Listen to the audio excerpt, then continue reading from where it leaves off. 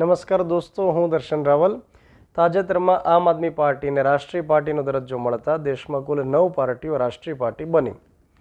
ભારતીય બંધારણના કોઈ અનુચ્છેદમાં રાષ્ટ્રીય પાર્ટી કે રાજ્ય પાર્ટી અંગે કોઈ ઉલ્લેખ નથી, પરંતુ election symbols reservation and allotment order 1968 અંતર્ગત રાષ્ટ્રીય પાર્ટી અથવા રાજ્ય પાર્ટીનો દરજ્જો આપવામાં આવતો હોય છે. અલગ અલગ 3 ક્રાઇટેરિયામાંથી જે માપદંડ ફૂલફિલ થાય એ અંતર્ગત રાષ્ટ્રીય પાર્ટીનો દરજ્જો મળી શકે.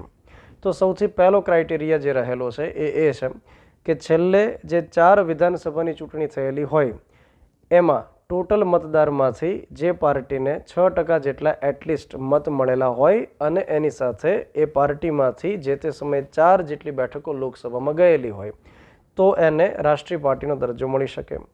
માનો કે આ ક્રાઇટેરિયા ફૂલફિલ ન થતો હોય તો બીજો ક્રાઇટેરિયા એ રહેલો છે કે જ્યારે લોકસભાની ચૂંટણી થતી હોય તો એમાં એટલીસ્ટ 3 રાજ્યમાંથી કુલ મતદારમાંથી 2% જેટલા વોટ એને પ્રાપ્ત થયેલા હોય.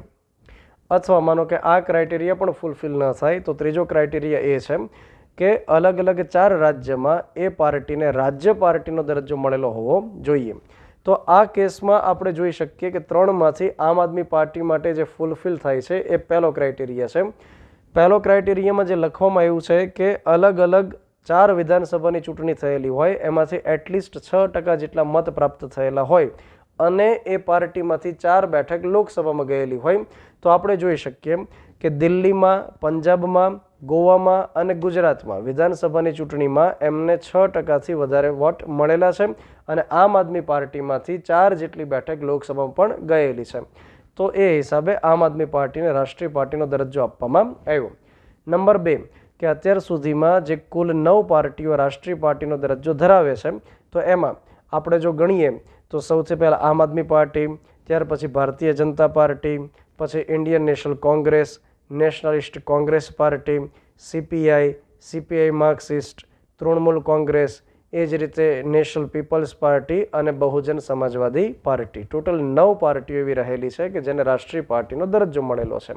તો આપણને પરીક્ષામાં ચોક્કસ આમાંથી સવાલ પૂછાઈ શકે. એ જ રીતે જ્યારે કોઈ પાર્ટીને રાષ્ટ્રીય પાર્ટીનો દરજ્જો આપવામાં આવતો હોય તો એના કેટલાક બેનિફિટ્સ પણ રહેલા છે.